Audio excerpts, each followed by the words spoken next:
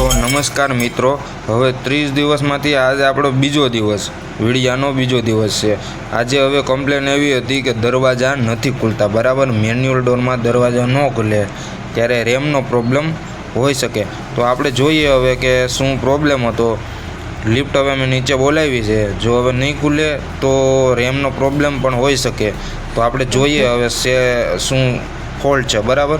અત્યારે તો દરવાજો નથી ખુલતો, મેં ટ્રાય મારી હતી, એટલે હવે મારે ઉપરના ફ્લોર પર જઈ અને ટેસ્ટર પૈસાથી મારે ખોલવું જોઈએ અને અંદરથી જોવું જોઈએ કે શું પ્રોબ્લેમ છે। જ્યારે રેમ ન પડે ત્યારે દરવાજો ન ખુલે, એટલે હવે મેં ઉપરનો માળનો દરવાજો ખોલી નાખ્યો છે અને જોઉં છું તો રેમ ચોંટી ગયેલો લાગે છે મને।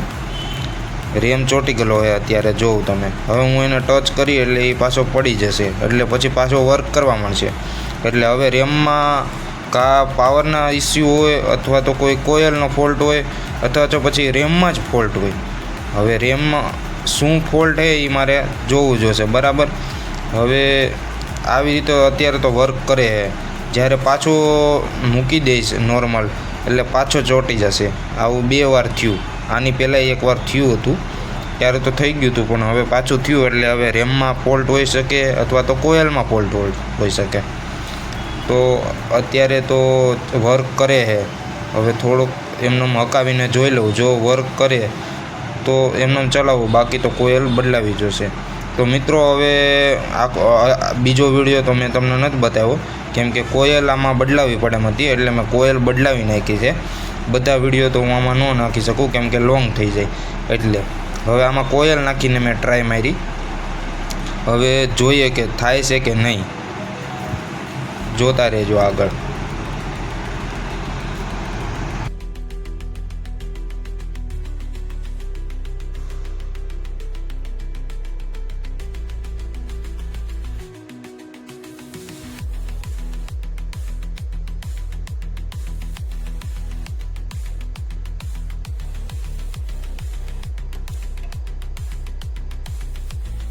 તો મિત્રો હવે મેં કોયલ નાખીને પણ ટ્રાય મારી લીધી, પણ વર્ક કર્યું નહીં, એટલે હવે મારે નવો રેમ જ નાખવો પડ્યો। હવે હું નવો રેમ લઈને અને નાખી દીધો છે, હવે કમ્પલસરી વર્ક કરે છે, તમે જોજો આગળ। હવે કમ્પલસરી વર્ક કરવા મળશે અને દરવાજો પણ ખુલશે।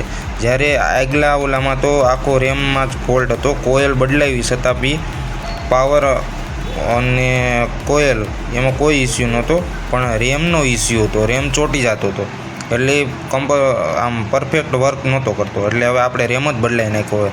જો અંદરનો તમે રેમ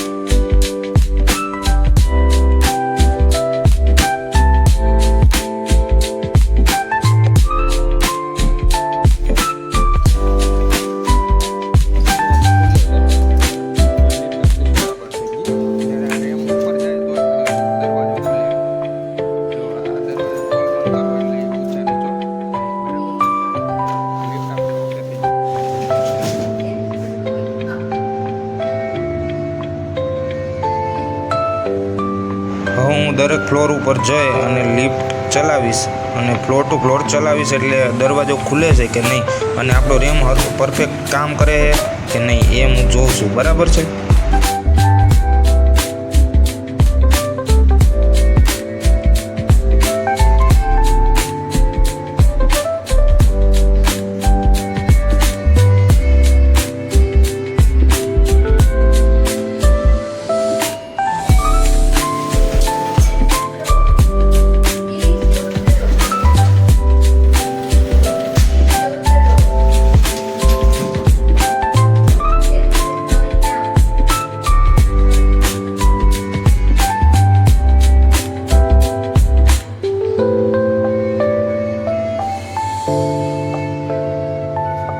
તો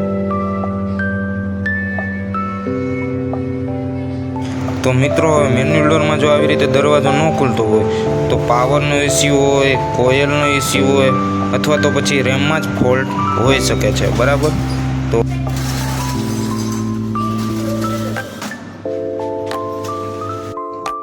મેન્યુઅલ ડોરમાં જ્યારે દરવાજો ન ખુલે તો રેમનો પ્રોબ્લેમ હોય કે જ્યારે આપણે દરવાજો નહોતો ખુલતો એટલે હવે આપણે રેમ બદલાવ્યો, રેમ ચેક કર્યો, પાવર બધું ચેક કર્યું, પણ હવે આખો રેમ જ બદલાઈ નાખ્યો કેમ કે રેમમાં ફોલ્ટ હતો. જો દરવાજો ન ખુલે તો રેમમાં ફોલ્ટ હોય. અત્યારે આપણો રેમ બરાબર કામ કરે છે એટલે આપણો રેમ ઓકે છે અને લિફ્ટ પણ ઓકે ચાલે છે. Thank you. આવી રીતે જ વિડીયો તમે આગળ જોતા રહેજો, હું તમને બતાવતો રહીશ. મારી કમ્પ્લેન જો હશે તમને ક્યારેક લિફ્ટ જો તમારે યુઝ કરતા છો તો તમારે કામ પણ આવશે. Thank you. આભાર.